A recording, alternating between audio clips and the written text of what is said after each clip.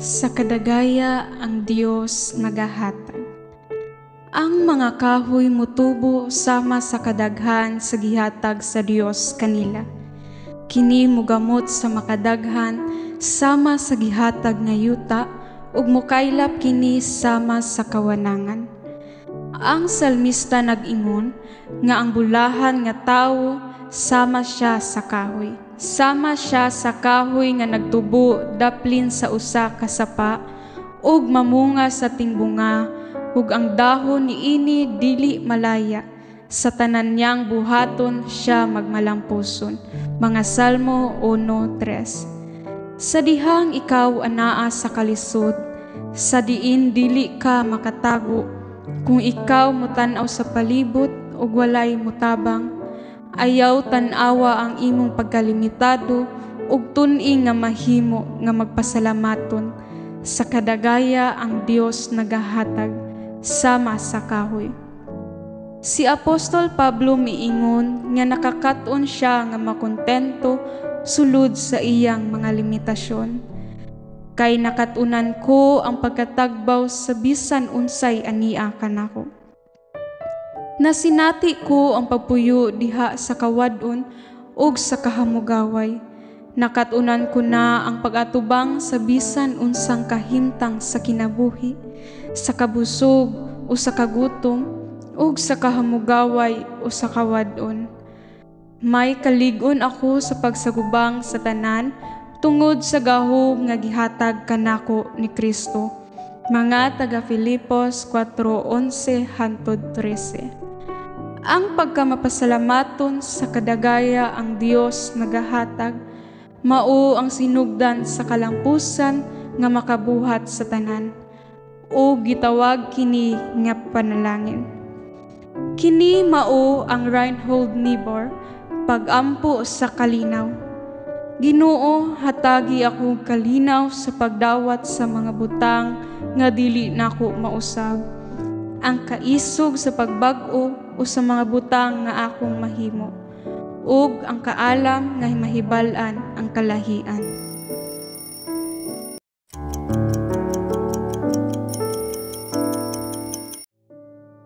As much as God gave, tree grows as much as God has given them.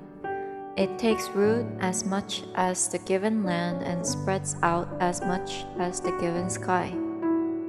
The psalmist says that the blessed man is like a tree.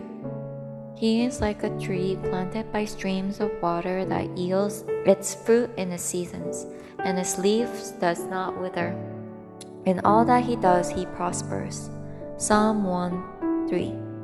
When you are in a crisis where you can't hide, when you look around and there is no help, don't look at your limits and learn to be grateful for as much as God gave, like a tree. The Apostle Paul says, he learned to be content within his limits. For I have learned in whatever situation I am to be content.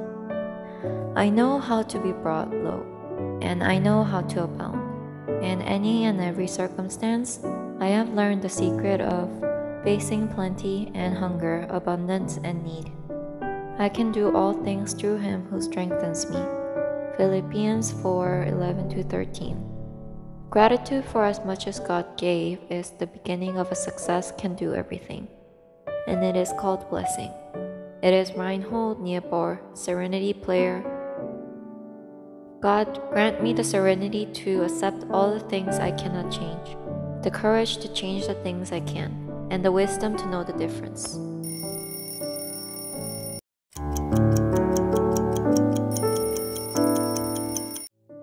주신 만큼, 나무는 하나님이 주신 만큼 자랍니다. 주어진 땅만큼 뿌리를 내리고 주어진 하늘만큼 가지를 뻗칩니다. 시편 기자는 복 있는 사람은 나무와 같다고 말합니다. 그는 시냇가에 심은 나무가 철을 따라 열매를 맺으며 그 잎사귀가 마르지 아니함 같으니 그가 하는 모든 일이 다 형통하리로다. 시편 1편 3절.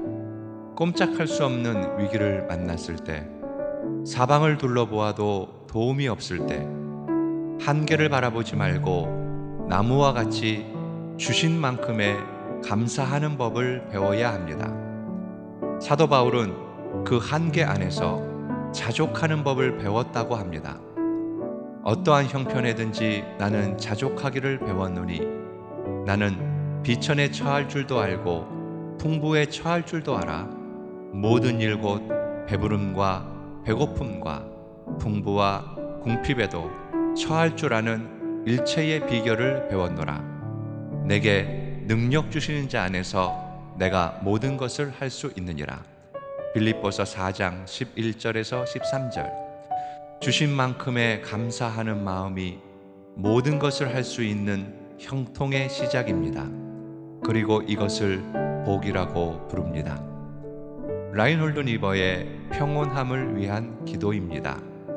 하나님, 변화시킬 수 없는 것들은 그대로 받아들일 수 있는 평온함을, 변화시킬 수 있는 것들은 변화시키는 용기를, 그리고 이 둘 사이를 구분하는 지혜를 주소서.